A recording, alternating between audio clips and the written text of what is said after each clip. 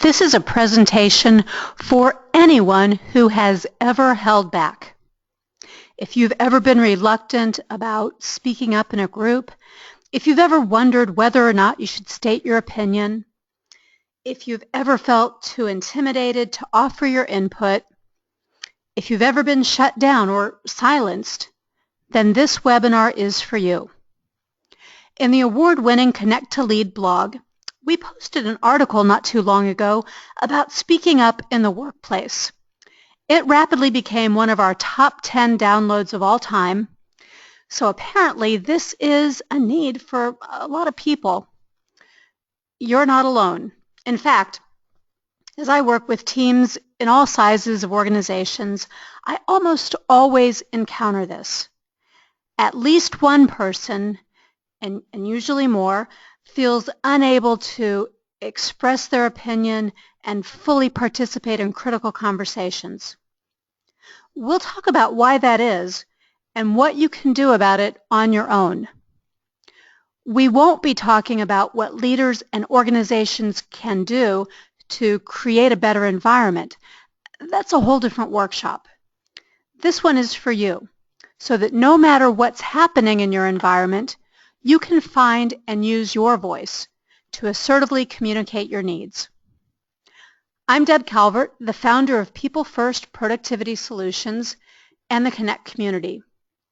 We work to build organizational strength by putting people first, and we provide tools and support for leaders at every level. Isn't this ironic? I mean, you think about this. You were hired for your unique experience, your perspective, your education, and your ability to contribute. And yet, your employer isn't fully leveraging your talent and your expertise if they aren't receptive to and drawing out your opinion. Shame on them. But I have to say, you bear some responsibility here too. If your confidence is shaky, or if you aren't entirely comfortable speaking up, then you may be allowing those doubts to creep in and mask all you could be offering. Now make no mistake, I am not letting your managers and coworkers off the hook here. I personally think that we should all work together when it comes to being inclusive and hearing from every single member of the team. But even if your boss and your colleagues make it difficult for you, I'd like to challenge you to look for some ways to incrementally increase your volume, your frequency, and the caliber of your contributions. Don't let their wrongdoing keep you from making those contributions you were hired to make. Because the simple truth is this: your voice matters. There's only one you, and you have a right to use your voice. Not only that, but others have a right to hear what you have to say. Let's talk about why you should use your voice at work. First and foremost, probably the most obvious thing is that you either use it or lose it. But here are 5 benefits on top of that most obvious one. That most obvious one, it matters. You don't want to lose your voice because you have needs. You have a right to express those needs. You have an obligation to pursue the needs that are best for your customers and for your colleagues. And as a contributing member of a team, you owe it to yourself and others to activate your voice and to participate in dialogue, even when it's not completely comfortable. Let's liken this to a family or to a group of friends. It would be unreasonable for you to be part of any group and expect that your needs would be fully understood and met if you didn't express what you needed. So if someone else in your family or in your social circle did not express their needs, but still expected you to meet those needs, you would think that was unfair. Well, the workplace is no different, except for this one thing. We attach more weight to our words in the workplace. We navigate these relationships a little more cautiously. And we suppress our voice for a lot of reasons, many of them based on a sense that expressing ourselves could be risky in some way. So all of these benefits are at stake. If you aren't using your voice, you aren't experiencing job satisfaction, you aren't having people seek out your opinion, you're not being included, you're not earning clout. All of these benefits are at stake because we are choosing to allow these things to get into our way instead. Well, it does come from somewhere. This isn't just your fault, if you will. But, from the very day that we're born, we receive certain signals that suggest that using our voice is not always desirable. We become conditioned to suppress what we have to say. Consider this. Babies are shushed. Kids are supposed to be quiet at certain times while the adults are talking. And then you go to school, and school is very structured. We all take turns talking in a rigid, permission-based manner. And then maybe you go to college, and in college, communication is mostly one-directional, as in the professor does all of the talking, especially in those large lecture halls. And then you enter the workplace, and it's usually pretty bureaucratic. Even the more relaxed workplace atmospheres seem to imply that you have to go through the proper channels. And no one seems to have the time. We're all conditioned to think that we can't ask for somebody else's precious time. So as a result of all of this conditioning, we hold back. It's confusing because no one gives you a new playbook and says, here's how we communicate here, and these are the expected ways and times that you will contribute. So mostly we have to figure that out through trial and error, which, of course, feels very risky. Now let's talk about those specific kinds of risks that you may have encountered. James Dietert is a professor at Cornell's Johnson Graduate School of Management. He specializes in transparent communication in the workplace. He published an article last year in the Harvard Business Review, and it described why people hold back in the workplace. By the way, if you'd like to get a copy of that article written by James Dietert, there's a link on the sidebar of this web page where you got the webinar. Over there in the sidebar, you'll find a link to the article. That article is written for managers to help them create an environment where people will speak up more often. On top of that, if you're a manager who wants additional support in this, because that's not the focus of this webinar, but if you want more about that, just shoot me an email. I put my email address up there on screen. Now back to Dr. Dietert. He described 5 reasons and offered tips on how managers can help overcome these perceptions. However, he and others have also pointed out that this is supposed to be the work of every individual, that by and large, each of us must take responsibility for finding ways to use our own voices. So let me show you his 5 reasons here. Some of you may identify with these. Maybe you've experienced something like this in your workplace. The first one that comes from Dr. Dietert is that you might think that people won't like what you have to say. And if you don't think they will like what you have to say, you might also be thinking that you should be afraid, fearful of the response that you might get if you say it. Or it could be that you're just not really sure how to say it. Or maybe you feel like you've tried to say it before, but nobody was listening. Or for some reason, what you want to say just doesn't seem to be appropriate. So we'll take these 5 reasons one by one, each on its own slide, and we'll build these out. But be thinking about, for you, which of these cause you to hold back. And as we talk them through, think about some of the specific tips or some of the ideas that we discuss that you could actually go out and apply so that following this webinar, you can do something different no matter what's happening in the environment around you. The first one, that you might be concerned that they don't like what you have to say. Well, so what? Seriously, so what if they don't like what you have to say? If what you're saying is important and brings to light something that has an impact worth noting, then that overrides the anticipated initial reaction. Put yourself in the other person's shoes. Although they might not want to hear a hard truth or an unpopular opinion, hearing it would be so much better than the alternative. Problems only get worse when people let them fester. Your silence may be contributing to the other person's loss of credibility, or your silence could cause them to make poor decisions because they don't have all the information. Let me give you an example. This is a true story, a current client that I'm working with. This is a senior leader of a team, and she's frequently out of the office. She travels a lot for business.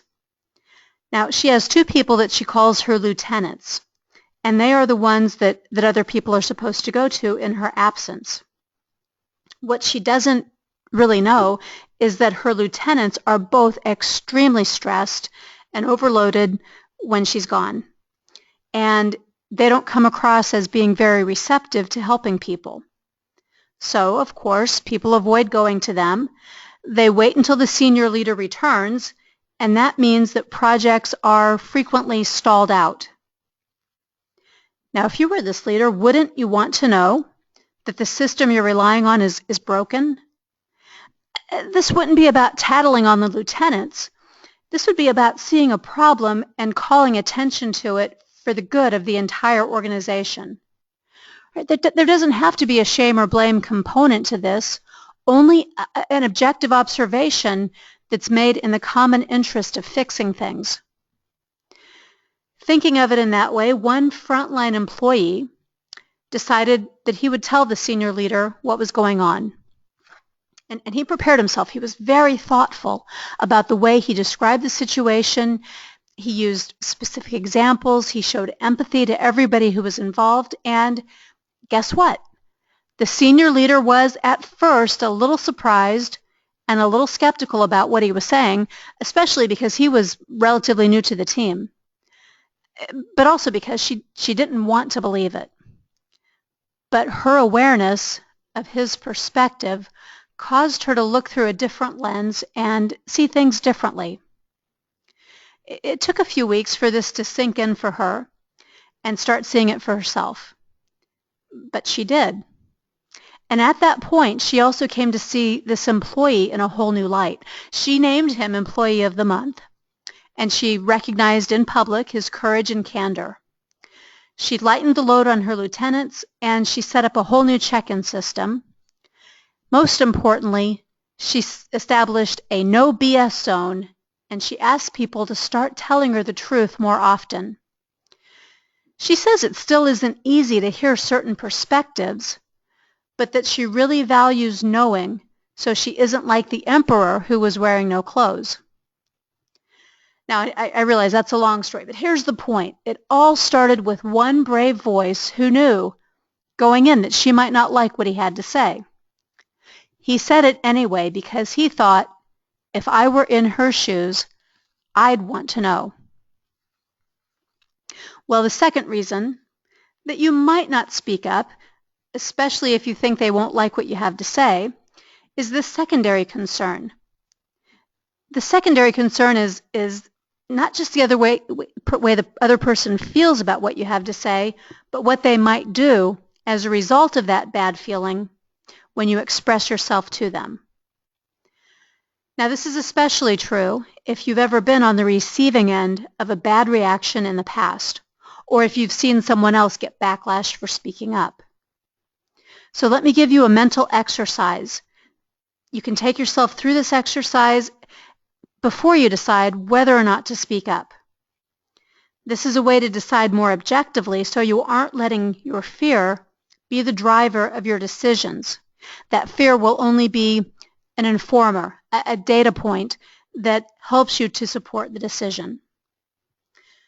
First of all, you'll ask yourself, What's the worst possible thing that could happen if I do speak up? And then you'll ask yourself, what's the best possible thing that could happen if I do speak up? You'll want to be proportionate and objective as you evaluate those responses. And then ask two more questions.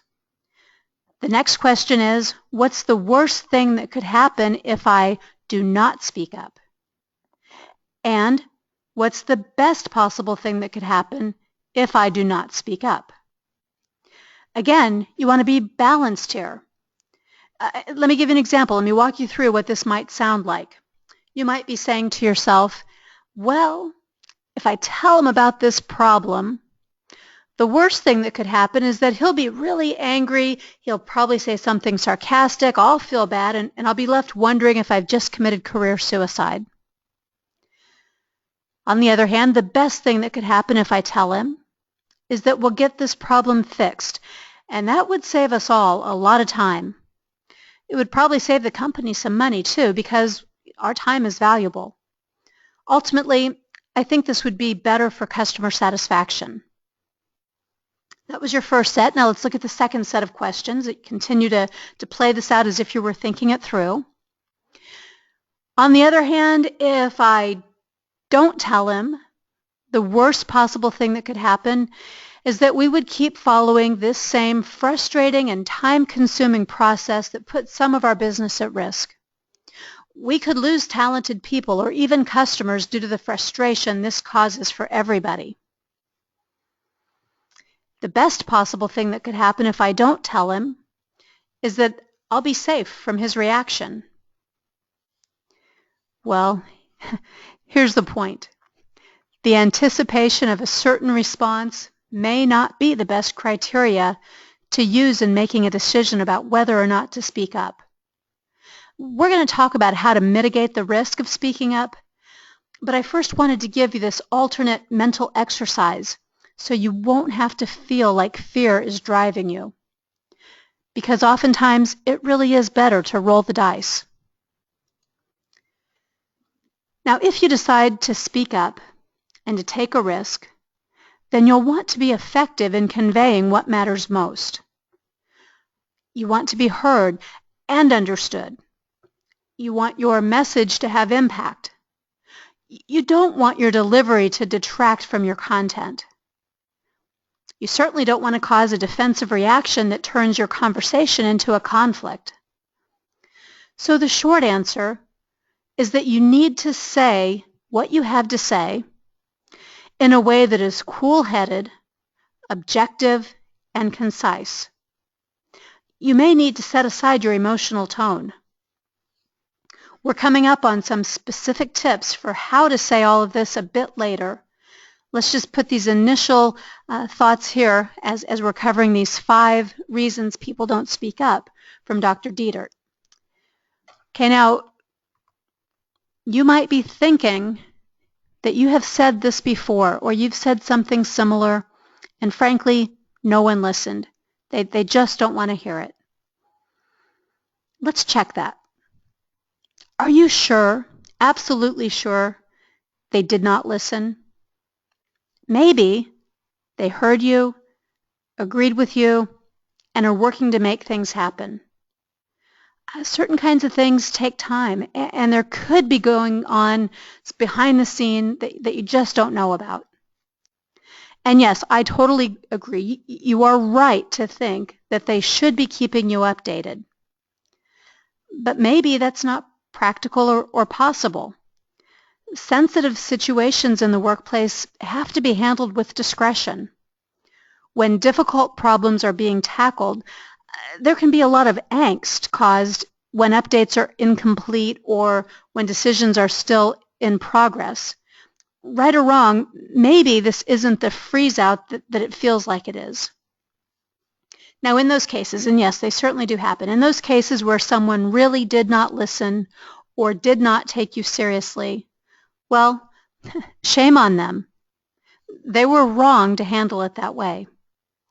But don't let their wrong cause you to also do wrong. Let me tell you a little bit about the Challenger space shuttle disaster. Maybe you know a little bit about this, but there was a congressional investigation, a lot of information that came forward, and here's what was revealed before that disaster took place. That disaster, by the way, happened because of a part on the shuttle called an O-ring. And the O-ring had never been tested in cold temperatures, and there was one engineer who thought it probably would not do its job and that people would be at risk if the O-ring didn't hold up. Thiokol Manufacturing and NASA had a contract with each other. Roger Bougeret worked for the manufacturer, Thiokol, and he's the one who knew about the O-ring and its potential for failure. But NASA and Thiokol, they were both, Morton Thiokol, they were both in a bad situation. They had already delayed the space shuttle launch multiple times. They were under significant pressure because Congress was about to yank funding from NASA because the public had lost some interest in the space shuttle launches. They had this gimmick, this astronaut who was actually a school teacher, and they were in a hurry. They wanted to get this in front of the public and be restored to that glorious time when NASA could do no wrong. Morton Thiokol was under pressure because their contract for NASA was up for review. So they certainly didn't want to do anything that would disrupt that relationship. Now, Roger Bougeret, he wrote some memos. He had some conversations. He felt like no one was listening. And he was right. They were trying to sweep under the rug what he had to say because nobody else really fully understood it or believed it. They didn't want to believe it. But at the moment of truth, when it was time to start the countdown for that launch, Bougeret once more started to say something about this, and he got shut down. And someone from NASA said, "Is there anybody there who does not think we should launch?" And at that critical moment, Roger Bougeret did not speak up. He did not speak up because he felt like no one would listen anyway. Well, as you know, 7 people died that day. Who was responsible? Roger blames himself. He feels like he should have spoken up. And he's been on the speaking circuit. He talks about this. He talks about the need to use your voice, to focus on doing the right thing regardless of the outcome. If you speak up, you can know that you've done your part. If others ignore what you've said, that's about them. But you do what you can and don't hold back. In fact, repeat what's really important so more people hear it more often. Now, of course, I'm not talking about just any people. Go for quality more than quantity. Talking to colleagues in the kitchen will never accomplish what you're looking for. Invest your time and energy in talking to the right people, the ones who can truly do something about the issues you're raising. Finally, out of those 5 reasons from Dr. Dieter, the 5th one was having a perception that speaking up would not be appropriate. And I think this one goes back to those lessons that we've all learned throughout our lives. I know 60-year-old men, mostly men, in one workplace who will not talk to their boss without going through his administrative assistant. Even when they pass each other in the hall, they keep their head down and pass on by. They all agree this is a sign of respect for that CEO. So, the whole idea of what's appropriate is really quite specific to a work team and the leader of that team. Sure, we should follow their lead to know what's appropriate, but don't make assumptions. If you're deferential to people who don't want or need deference, then it's actually kind of confusing or off-putting to them. That's why this particular CEO told me in confidence that he feels like the members of his team are a little standoffish with him. Complete miscommunication and misunderstanding at the root of that. Now, in any group, there are different styles for how people interact with managers and with each other. Some managers really like to have a casual, spur-of-the-moment conversation. Others prefer that appointments be formally set so they can focus their full attention on each interaction. And just like people, teams themselves have a certain unspoken way that they interact. In some team cultures, people prefer you to take detailed conversations into a conference room at the end of the day when things aren't so busy, where other teams have their very best conversations spontaneously in the break room when people take their mid-morning coffee break. So just don't limit yourself by bringing in other people's definitions or your own assumptions about what is respectful. Watch and respond to what's happening around you. And remember, the highest measure of respect is that we support those who we respect. And support may mean, in fact, at some point it probably will mean, that you share openly with that person. Now let's spend a little more time talking about your decision. Notice the word choice. Right? Speak up has a double meaning because I'm assuming that some of the toughest decisions are about speaking to people who are higher than you on the org chart. And there are some considerations, of course, that you'll want to make when deciding whether or not to use your voice. You'll want to think about your considerations with timing. Is this a good time? What would be a bad time? Think about the setting. Is one-on-one better? Should it be during office hours that this person holds? Is this something to talk about in a public forum like a meeting? And then think about the value of your contribution. Before you speak, ask yourself if what you're about to say will add value. That answer is yes, much more often than not. So your input, when it's of value, ought to be out there for consumption. And think, too, about the impact of not speaking. Certainly, you're thinking naturally about the risk of speaking up, but if you're weighing that risk, you also have to look at the other side of the scale because there's a risk to inaction, to not speaking up as well. And then finally, this last one, this is for you. Even if no one else ever judged you for holding back, the truth is that you're probably judging yourself. If you're not using your voice, you may feel like you've checked out or that you haven't been true to yourself in some way. Now, if you're still wrestling with that decision, should I speak up or not? Here are a few additional ways that you could weigh your options. Ask yourself, do you really believe in what you have to say? Is it driven by your values, by what's important to you? Is it more than a fleeting thought or a passing interest? This will help you to pick what matters most. And then consider, well, will others also benefit by hearing this? Right? Think less about that benefit to you or that penalty to you of saying it. Think more about the need for it to be out there. This is your contribution, a way that you allow others to benefit too. Give a lot of thought to this third question. Is this your position or is it someone else's? Don't ever set yourself up to be an advocate for others. If you're an advocate for others, well, first of all, others will stop listening when every one of your sentences opens up with a vague reference to other people think. And second, because who are you to rob others of their voice? Help them to find it and use it instead of stepping in to represent them. Everyone is perfectly capable of representing himself or herself, and each individual will always do a better job than any proxy ever could. Give a little thought next to why this matters. You'll certainly be more compelling when you can explain why it matters. You'll be able to talk about the impact and the consequences of what you're commenting on. And that will help others to see that it's more than a complaint. Rather, this is you being helpful to prevent a consequence or to achieve a more satisfying solution, a more positive outcome. Last but not least, always try to include a solution.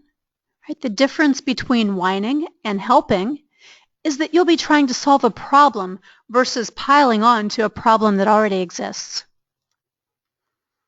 Here's how to get started. We're getting down to the nuts and bolts now.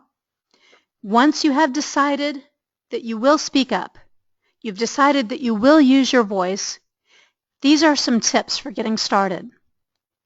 The idea is to make this as simple and as safe as possible for you, and to help you be effective in voicing your thoughts. I strongly recommend that you work it out on paper, on your own, alone. That will help you to sort through your thoughts and to channel your energy to the place where you're going to have the most impact. As you're preparing, go ahead and set your emotions aside. They won't be very valuable in the heat of the moment. Save those emotions so that you can speak objectively, clearly, and concisely. Part of bringing your emotions out of the conversation are to edit out any superlatives, the always, the nevers, the overreaching statements that will cause you not to be so credible. So that you're credible and the other person can hear what you have to say, be sure to list concrete, specific examples.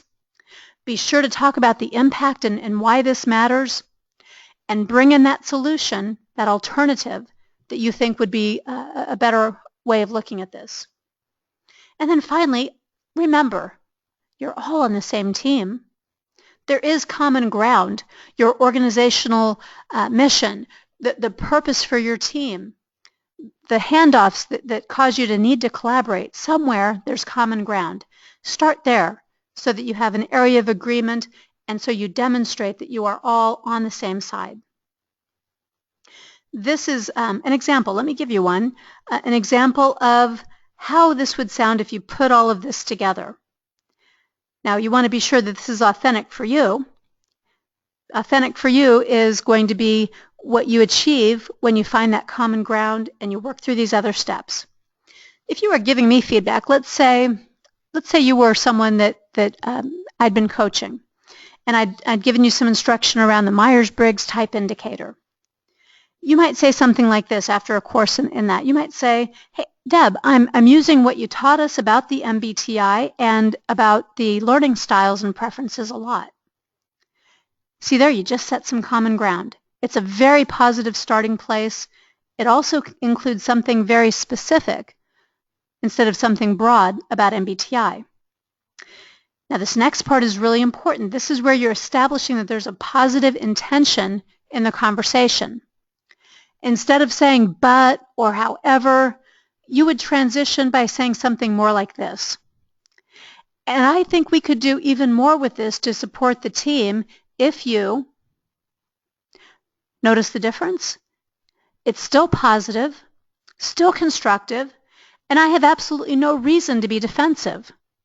What you're about to tell me is something I want to hear now. It's going to want me to change and to understand what I'm doing, because you've described that impact as we could do even more to support the team. So that's where your alternative comes in. It's your suggestion, your idea or request for a change that I would make. Altogether, it would sound just like this.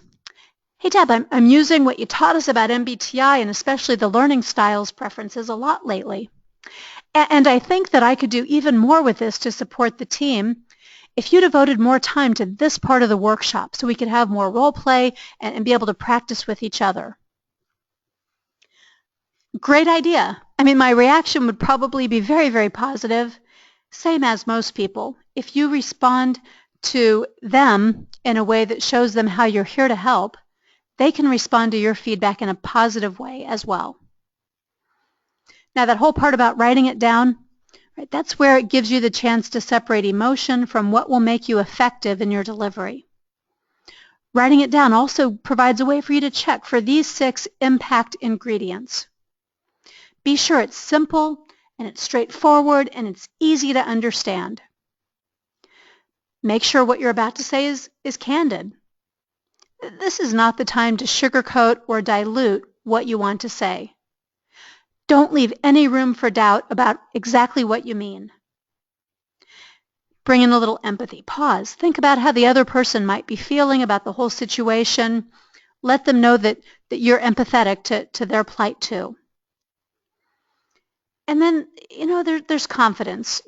That confidence because you're being balanced and fair, because you're candid, because you're thinking about the bigger picture and how you can help, right? You're going to get some certainty, some confidence from that, from the mental exercise and the written exercise that you're doing in your preparation.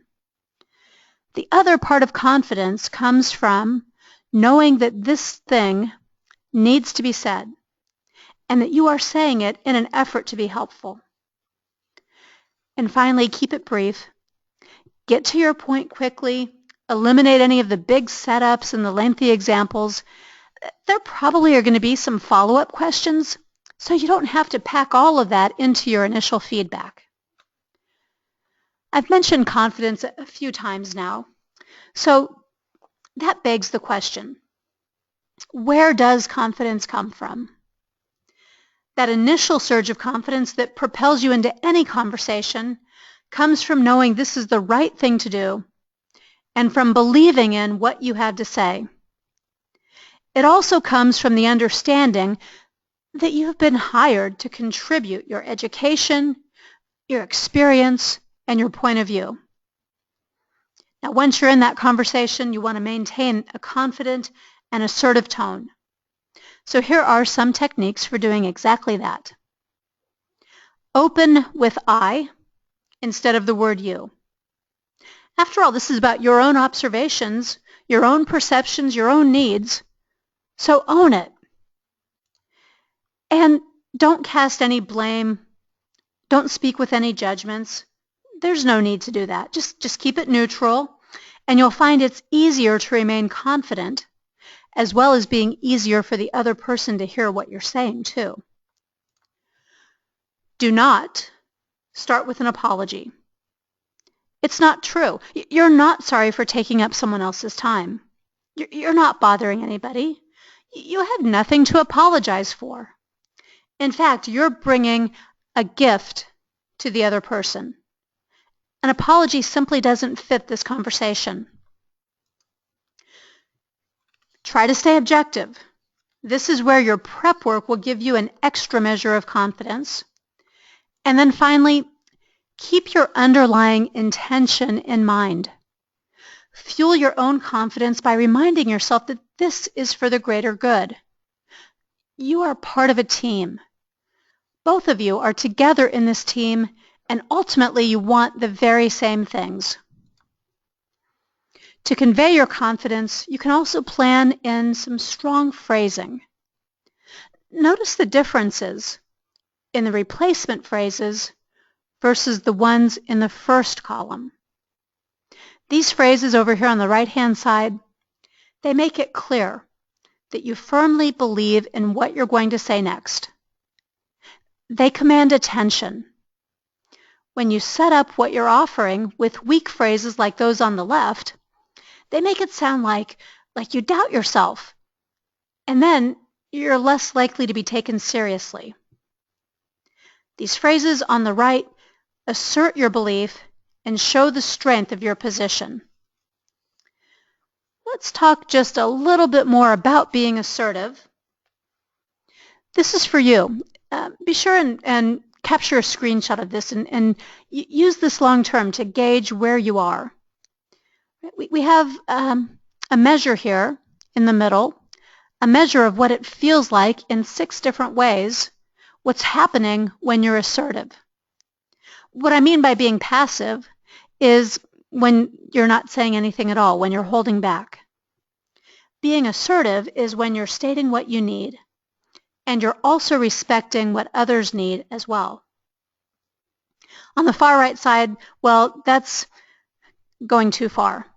That's being aggressive. That's demanding what you need and trampling on what other people need. Some people feel like they're being aggressive when in fact they're barely being assertive. So that's why a tool like this can be very helpful. Conversely, some people feel they are asserting themselves when in fact they've crossed the line and they're truly being aggressive. These indicators will help you assess where you are in any given situation. You'll notice that many of these pertain to how you're feeling. That's because our feelings really do drive our actions. See, we have lots of influences. Our experiences, our operating systems from childhood homes and from school systems, they lead us to form what we believe. Our beliefs result in behaviors that impact outcomes. But there's good news. You get to choose your behaviors. You don't get to choose those past experiences. You aren't going to change the fact that you grew up in certain systems and that your beliefs were formed. But you do have the ability to question your beliefs and to modify your behaviors, even as you're mindful of those beliefs and experiences that drive your behaviors. But you get to decide if that's what you really want to do. When it comes to being assertive, you may have to examine your beliefs and determine how they're affecting your behaviors. Because the outcomes you want will be driven by the behaviors that you choose. So just like we said about fear, you can't let beliefs override reason and situational needs for you to adopt different behaviors. When you use your voice, you have a much higher likelihood of influencing an outcome. One behavior you may wish to choose more often then is the behavior of speaking up and using your own unique voice to assertively communicate your needs. I hope you found this presentation to be helpful. Like anything, though, it's only as good as your utilization of it. So as you begin trying on the various tips and techniques offered here, please remember that you're not alone. My email address is right there on screen. I offer coaching for leaders at every level. You may wish to engage me in a 6-week or a 13-week coaching program to help you kick this into high gear. Or you may wish to just ask me a single question or for some additional resources. Look, I don't charge for that. I'm happy to help you, and you won't get any high-pressure sales pitch. I genuinely believe in the power of putting people first, and I'd be delighted if we connected. And if we don't connect directly, well, let's at least get connected on social media. My Twitter handle is on screen, and you can easily find me on LinkedIn, Facebook, Google+, and YouTube. Don't forget to check out the Connect to Lead blog and our newsletter. We release new content like this regularly, so please take advantage of all of it. And while you're at it, here's a great way to practice using your voice. How about helping us by spreading the word about the Connect community and the tools like this that we offer?